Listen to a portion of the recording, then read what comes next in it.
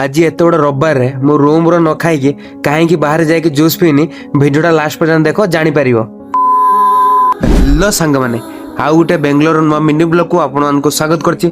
आज थिला रविवार मु आज जल्दी उठी पड़ती। मु फास्ट उठी पड़ी कपड़ा भेदी देती कारण काली सोमवार पिंधिकी जाइतो पड़ो ड्यूटी की। तापर मु रूम सफा करके बाहर जाइतिली मार्केट पाई कारण जे मोर डेली वीडियो देखते से जानी पारथुबे बाहर रहिबाटा केते कष्ट सब निज करबा पड़िबो। एमती कहीकि आम चलले मार्केट पाई। तापर आमे फास्ट आसिकी आम उड़ाजाहाज गलीदेले कारण से टेकअप कर टाइम होइला। किछि समय पर आम तले आसिकी पहुंच जाइतिलु।